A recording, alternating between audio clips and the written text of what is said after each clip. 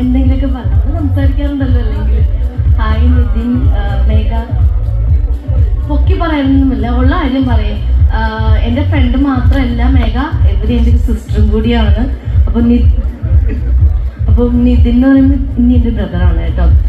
എനിക്ക് നമ്മുടെ മേഘ എന്ന് പറയുമ്പോൾ എനിക്ക് സ്റ്റാർ മേജിക്കുള്ള പരിചയമാണ്. എത്ര വർഷമായി, എനിക്കൊന്നൊരു കുറേ വർഷമായി, 7-8 വർഷമായി. ഇപ്പം നോക്കുകയാണെങ്കിൽ ടോട്ടൽ നോക്കുകയാണെങ്കിൽ ഒരു 9-10 വർഷമായിട്ടുള്ളൊരു പരിചയമാണ്. നല്ല ഫ്രണ്ട്സാണ്, ഒരു നല്ല സിസ്റ്റേഴ്സാണ്. അപ്പം ഭയങ്കര സന്തോഷമുണ്ട് ഇപ്പോൾ ഇവിടെ നിൽക്കുമ്പോൾ. കാരണം ഞങ്ങളുടെ ഒരു ഫാമിലിയിലെ ഒരു മെമ്പറിൻ്റെ മാരേജ് കഴിഞ്ഞിരിക്കുകയാണ്. ഒരുപാട് സന്തോഷം. കാരണം ഈ ഒരു എൻ്റെ കല്യാണം ആയിട്ടില്ല, ആമ്പയെ പറഞ്ഞോളാം. ഓക്കെ, അപ്പോൾ ഒരുപാട് സന്തോഷം. രണ്ടുപേർക്കും എല്ലാവിധ ആശംസകളും നേരുന്നു. Happy marriage. ഓക്കെ, ഇനി ഷിയാസിക്ക് സംസാരിക്കും.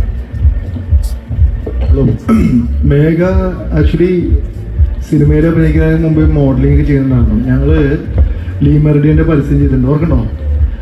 അതിനുശേഷം പിന്നെ സ്റ്റാർ മാജിക്കിൽ കണ്ടു. അങ്ങനെ മേഘ പിന്നെ സിനിമകൾ ചെയ്യുന്നുണ്ട്. ഇങ്ങനെ മുന്നോട്ട് പോകുന്നു. പെട്ടെന്ന് ഒരു ദിവസം തന്നെ അദ്ദേഹത്തെ പരിചയപ്പെടുത്തുന്നു, ഓർമ്മയുണ്ട്? അതെ, അതും ഒരു കല്യാണ ദിവസമാണ്. പരിചയപ്പെട്ട് സന്തോഷം. പിന്നെ ഞങ്ങൾ കുറച്ച് സംസാരിച്ചു. പിന്നെ എനിക്ക് ഇൻവിറ്റേഷൻ അയച്ചപ്പോൾ ഭയങ്കര സന്തോഷം തോന്നി. മാഷാ അല്ലാഹ്. അത് ഭയങ്കര ഇങ്ങനെ സോഷ്യൽ മീഡിയയിലൂടെ ഞാൻ കാണുന്നുണ്ട്. കഴിഞ്ഞ ദിവസം ഒത്തിങ്ങനെ ചെറിയ ചെറിയ ഫംഗ്ഷൻസുകളൊക്കെ ഇങ്ങനെ കാണുന്നുണ്ട്. ഞാൻ ഇന്ന് വരാം.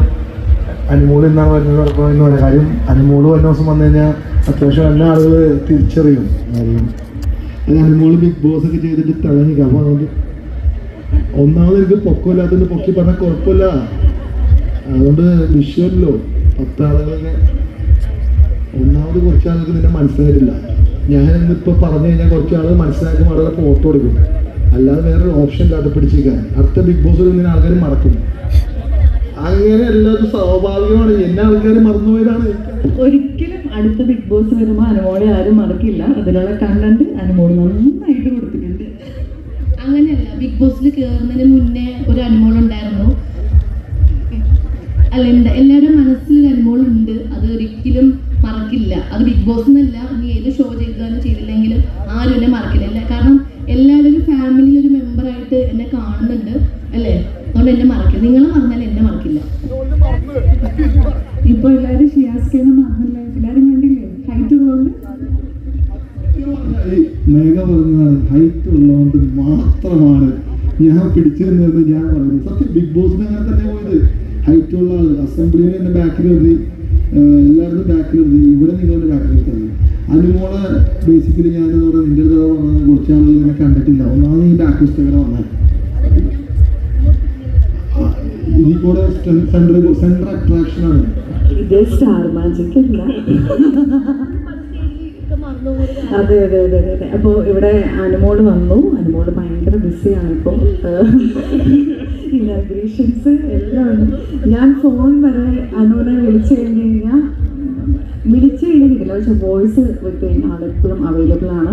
എനിക്ക് തോന്നുന്നു ഞാൻ ബിഗ് ബോസിൽ നിന്ന് ആദ്യം ഇറങ്ങിയ ടൈമിൽ അനുവിനെ വിളിച്ചു കഴിഞ്ഞാൽ കിട്ടില്ല. അപ്പം ഞാൻ വോയിസ് അയച്ചു, കുറേ ആശ്വാസ വാക്കുകളൊക്കെ പറഞ്ഞു. അനുവിനത് അനുവിന് ഓക്കെ ആയിരുന്നു. ഇനി ഇവിടെ വന്ന് ഞങ്ങൾക്ക് ഞങ്ങളുടെ ഓക്കെ.